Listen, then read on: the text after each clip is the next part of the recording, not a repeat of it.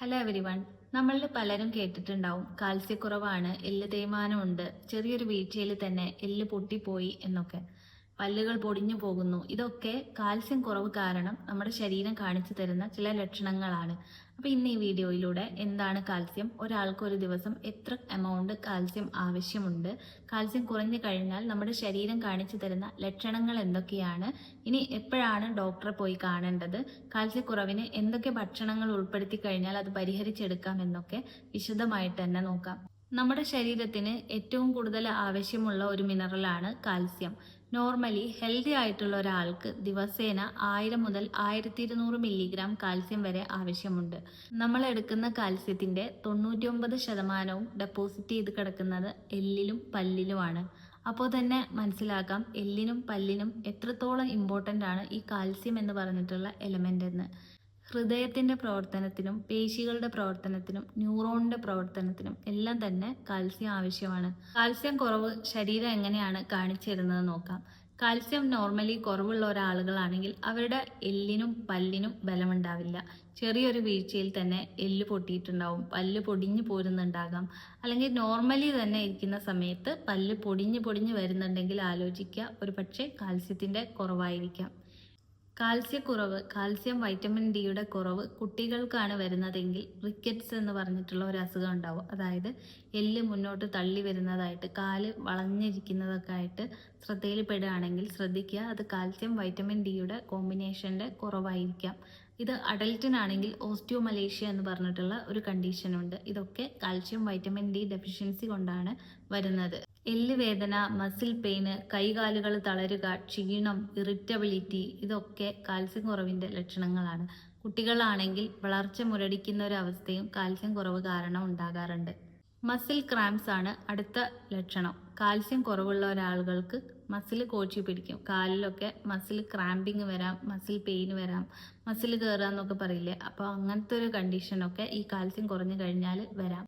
ന്യൂറോൺസിൻ്റെ പ്രവർത്തനം നല്ല രീതിയിൽ നടക്കണമെങ്കിലും കാൽസ്യം ആവശ്യമുണ്ട്. അപ്പോൾ ന്യൂറോൺസിൻ്റെ പ്രവർത്തനം കൃത്യമായി നടന്നിട്ടില്ലെങ്കിൽ നമ്മൾക്ക് ഇറിറ്റബിലിറ്റി വരാം, ഇടയ്ക്കിടയ്ക്ക് ദേഷ്യം പിടിക്കുന്നു, വല്ലാത്ത ക്ഷീണം വരുന്നു, ഇതൊക്കെ ഒരുപക്ഷെ കാൽസ്യത്തിൻ്റെ കുറവുകൊണ്ടായിരിക്കാം. മൂഡ് സ്വിങ്സ് വരുന്നു, ഇതൊക്കെ കാൽസ്യക്കുറവുമായിട്ട് റിലേറ്റഡ് ആണ് ചെറിയൊരു രീതിയിൽ. നഖം ഇടയ്ക്കിടയ്ക്ക് പൊട്ടിപ്പോകുന്നുണ്ടെങ്കിൽ അത് കാൽസ്യക്കുറവിൻ്റെ ഒരു ലക്ഷണമാകാം. ബ്രിട്ടിൽ നെയിൽസ് കാൽസ്യ ഡെഫിഷ്യൻസിയുടെ ഒരു മെയിൻ ഇൻഡിക്കേഷനാണ്. കാൽസ്യക്കുറവ് പ്രായമായവരിൽ വളരെ കൂടുതൽ കണ്ടുവരാറുണ്ട്. പ്രായമായ ആളുകൾ നല്ല ഹൈറ്റ് ഉള്ള ഒരാളായിരിക്കാം, പക്ഷെ കുറച്ച് പ്രായമാവുന്നതിനനുസരിച്ച് അവരുടെ ഹൈറ്റ് കുറഞ്ഞു വരുന്നതായി കാണാം. അതായത് നട്ടെല്ലിൻ്റെ ഹൈറ്റ് കുറയുന്നതിനനുസരിച്ച് അവരും ഹൈറ്റ് കുറഞ്ഞ് കൂന്ന് വരുന്നതായിട്ട് കാണാറില്ലേ. അപ്പോൾ ഇതൊക്കെയെന്ന് പറഞ്ഞാൽ ഓസ്റ്റിയോപോറോസിസ് എന്നൊക്കെ പറഞ്ഞിട്ടുള്ള ഒരു കണ്ടീഷൻ ആവാം. ഇതിലും കാൽസ്യത്തിൻ്റെ കുറവാണ് മെയിൻ പ്രോബ്ലം. ഇനി എങ്ങനെ ഈ കാൽസ്യക്കുറവ് പരിഹരിക്കാമെന്ന് നോക്കാം.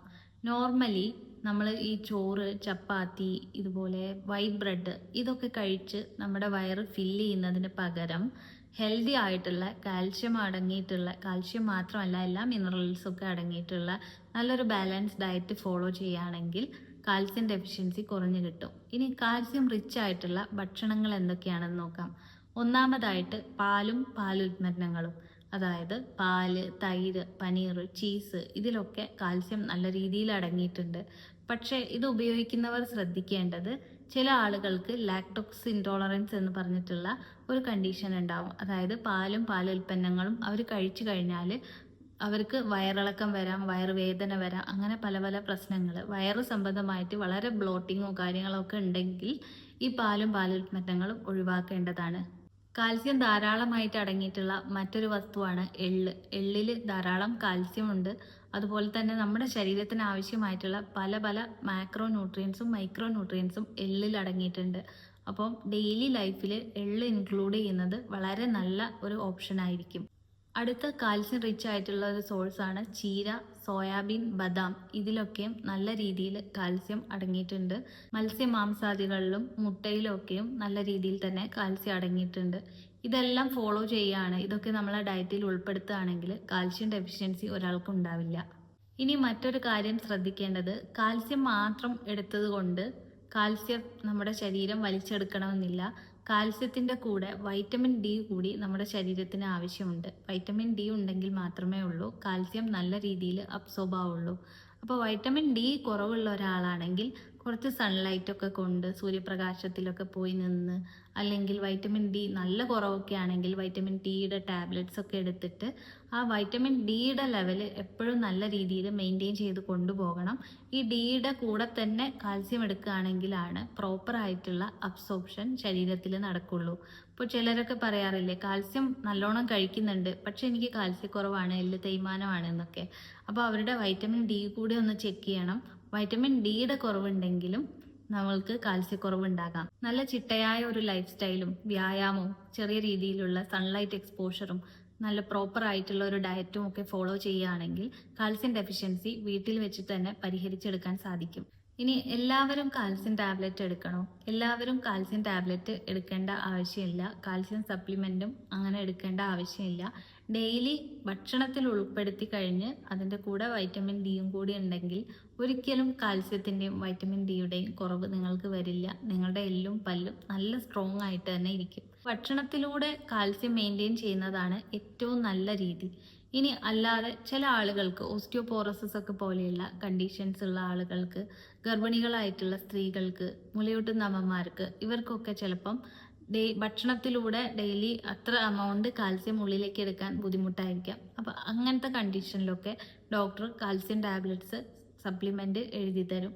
കാൽസ്യം സപ്ലിമെൻ്റ് എടുക്കുന്നതിനേക്കാളും ഏറ്റവും ബെസ്റ്റ് ആയിട്ടുള്ള കാര്യം എന്ന് പറഞ്ഞാൽ ഭക്ഷണത്തിൽ ഇൻക്ലൂഡ് ചെയ്യുന്നതാണ്. കാരണം ഡെയിലി 1200 മില്ലിഗ്രാം കാൽസ്യം വേണം. ഡെയിലി നമ്മൾക്ക് ഇങ്ങനെ കാൽസ്യം ടാബ്ലറ്റ് കുടിച്ചുകൊണ്ട് സർവൈവ് ചെയ്യാൻ സാധിക്കില്ല. അപ്പോൾ ഭക്ഷണത്തിൽ കാൽസ്യം റിച്ച് ആയിട്ടുള്ള ഭക്ഷണം ഇൻക്ലൂഡ് ചെയ്ത് കഴിഞ്ഞാൽ കാൽസ്യം ഡെഫിഷ്യൻസി നിങ്ങൾക്ക് ഉണ്ടാവില്ല. അതുപോലെ തന്നെ നിങ്ങളുടെ എല്ലിനും പല്ലിനും ഹൃദയത്തിനും ഒക്കെ നല്ല ഹെൽത്ത് ഉണ്ടാകും. ഒരു കാര്യം ശ്രദ്ധിക്കേണ്ടത്, ഒരിക്കലും സ്വന്തം ഇഷ്ടത്തിന് calcium vitamin D tablets daily എടുക്കരുത്.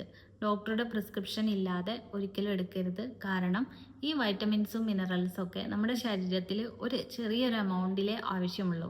ആ എമൗണ്ടിൽ കൂടിക്കഴിഞ്ഞാലും പ്രശ്നമാണ്, ആ എമൗണ്ട് കുറഞ്ഞു കഴിഞ്ഞാലും പ്രശ്നമാണ്. അപ്പോൾ കുറയുന്നതിനേക്കാളും വലിയ വലിയ പ്രശ്നങ്ങളിലേക്ക് കൂടിക്കഴിഞ്ഞാൽ നയിക്കും. ഐ തിങ്ക് ഈ വീഡിയോ നിങ്ങൾക്ക് യൂസ്ഫുൾ ആയിട്ടുണ്ടെങ്കിൽ ഈ കാൽസ്യമൊക്കെ ബോഡിയിൽ മെയിൻറ്റെയിൻ ചെയ്ത് നല്ലൊരു ഹെൽത്തി ലൈഫ് ഫോളോ ചെയ്യൂ. And thanks for watching.